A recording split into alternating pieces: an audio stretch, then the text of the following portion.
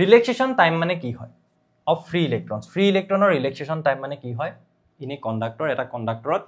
show that the resistance of a conductor can be expressed by this এই এক্সপ্ৰেছনটো তোমালোকৰ direct থিওৰিত তোমালোকে পঢ়িছা এইটো বস্তু প্ৰুফ কৰিব লাগে য'ত সিম্বল বিলাকৰ ইউজুৱেল মিনিং আছে বুলি কৈছে তাৰ মানে m মানে মাস অফ 1 ইলেক্ট্ৰন n মানে ইলেক্ট্ৰন ডেন্সিটি পাৰ ইউনিট ভলিউমত কিমান ইলেক্ট্ৰন আছে e মানে চাৰ্জ অফ 1 ইলেক্ট্ৰন এই টাও মানে হৈছে ৰিলেক্সেশ্যন টাইম যেটো আমি কি হয় পঢ়িম এতিয়া a মানে ক্ৰছ সেকশনাল এৰিয়া l মানে লেংথ যেটো আমাৰ কণ্ডাক্টৰত ফ্লো হ'ব তাৰ ক্ৰছ সেকশনাল এৰিয়াটো a আৰু তাৰ যেটো লেংথ হেতু হৈছে l এখিনি বস্তু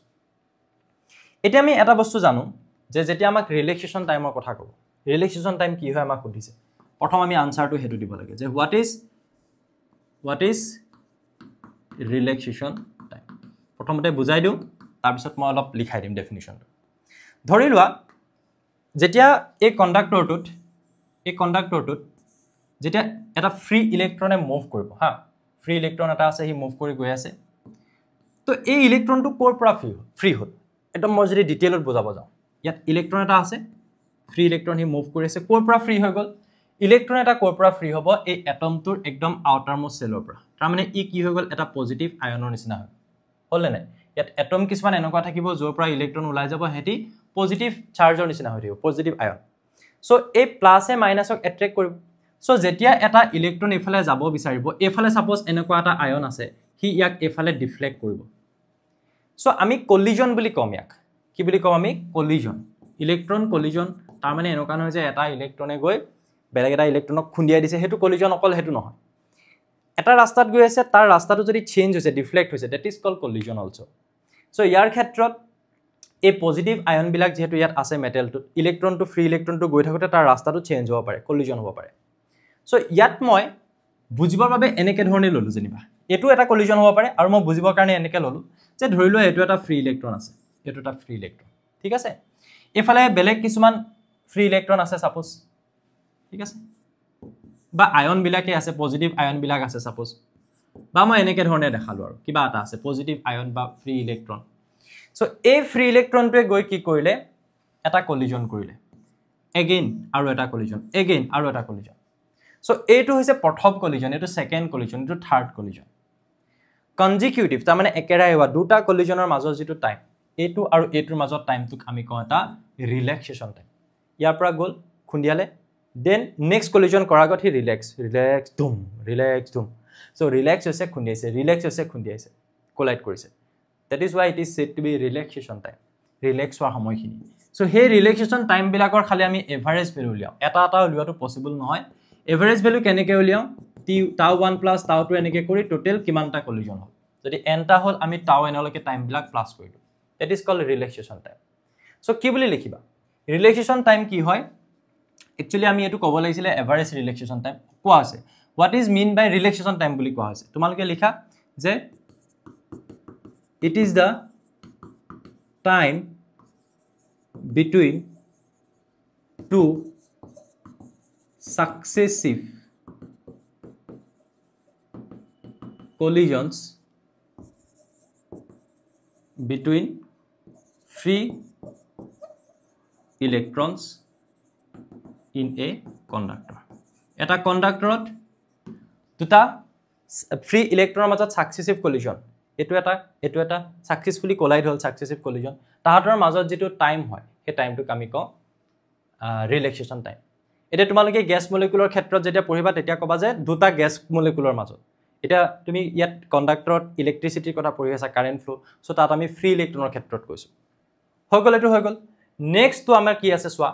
r is equals to এটা আমি প্ৰুফ কৰিব লাগে কোনটো প্ৰুফ কৰিব লাগে r is equals to ml divided by n into e square into tau into a অকনমান ইমাজিন কৰিলে ভাল হ'ব যদি আমি এই ডায়াগ্ৰামটো কাখত আঁকি লওঁ যে এটো হৈছে আমাৰ কণ্ডাক্টৰটো তাত ফ্ৰী ইলেক্ট্ৰনে মুভ কৰি আছে ঠিক আছে সেই ইলেক্ট্ৰনটোৰ মাস হৈছে m সেই ইলেক্ট্ৰনটোৰ চাৰ্জ হৈছে e এই কণ্ডাক্টৰটোৰ লেংথ হৈছে l তাৰ ক্ৰছ সেকশনাল এৰিয়া হৈছে a আৰু ইয়াৰ যেটো ৰেজিস্ট্যান্স কণ্ডাক্টৰটোৰ যেটো ৰেজিস্ট্যান্স হেতু হৈছে কি r এই কিটা বস্তু আৰু টাও মানে ৰিলেক্সেশ্যন টাইম এটা আমি যদি এটা প্ৰুফ কৰিবলৈ যাওঁতে আমি ইয়াৰ হেল্প লব পাৰো সো আমি এটা বস্তু জানো যে I is equals to বা আমি ইয়াৰ পৰা যাওঁ V is equals to IR Ohm's law পৰা আমি জানো যে V is equals to IR তেতিয়াহলে R is equals to কিমান হ'ব V by I হ'ব এটা এই দুটা বস্তু মই ৰিপ্লেস কৰিম চোৱা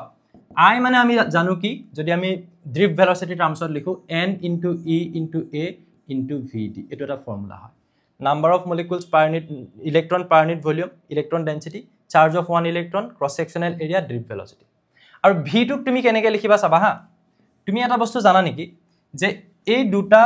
এন্ডৰ মাজত যদি ইলেক্ট্ৰিক ফিল্ড E হয় তাহাতৰ মাজত লেংথ L হয় পটেনশিয়াল ডিফাৰেন্স V হয় তেতিয়ালে মই লিখিব পাৰো V is equals to E into L কি বুলি লিখিব পাৰো V is equals to E into L এতিয়া আকৌ আৰু এটা বস্তু মই জানো কি যে drift velocity VD মানে হৈছে E divided by M E into tau charge of electron electric field mass of electron into tau ইয়াৰ পৰা তুমি ইলেক্ট্ৰিক ফিল্ড মানে কিমান উলিয়াই লব পাৰা কিমান লিব পাৰা চোৱা কিবাটা ফৰ্মুলা ইয়াতে ইউজ হৈ আছে সো অকমান থিওৰি খিনি পঢ়িলে কোৱেশ্চন খিনি কৰিবলৈ বেছি ভাল লাগিব m into vd তলত আহি গল কিমান e into tau e ঠাই so a v is equals to e l ত মই e ঠাই কি বহাই দিলো m into vd divided by e into tau into l কোনোবাই পজ কৰি আকৌ ৰিপিট কৰি চালে এখিনি বুজি পাই যাবা সো এতিয়া মই ইয়াত যেটো v আছিল v ঠাইত মই কিমান বহাই দিম m into vd into l divided by e into tau মই বহাই দিম next step tut মই e into tau to তললে লৈ আনিলো e into tau into n into e into a into vd আৰু উপৰ থাকিলে কিমান m into vd into l থাকিলে নে কিবা কিবি ক্যান্সেল যাব vd ক্যান্সেল হৈ গল তোমাৰ আনসাৰ ওলাই গল চোৱা এফালে যদি লেফট সাইডে কি আছিল r আছিল ন উপৰত কি থাকিলে m into l তলত কি থাকিলে n থাকিলে ইয়াৰ লগত মিলাই একেবাৰে লিখি দিছো n e কিমান হ'ব e স্কয়াৰ আহি গল দেখিছানে টাও এটা আছে আৰু কি থাকিলে a সো এই এক্সপ্ৰেছনটো তুমি প্ৰুফ কৰি দেখাব লাগে যদি বুজি পোৱা নাই এখিনি আকৌ এবাৰ ৰিপিট কৰি চাই দিলে এখিনি বুজি পাই যাবা প্ৰতিটো এটা ফৰ্মুলা এটো ড্ৰিফট ভেলোচিটিৰ ফৰ্মুলা এটো ওহমছ ল আমি v IR ইউজ কৰিলো আৰু এটো হৈছে পটেনশিয়াল ডিফাৰেন্স ইলেক্ট্ৰিক ফিল্ড আৰু তাৰ মাজৰ যেটো গ্যাপটো ডিসটেন্সটো তাৰ মাজত এটা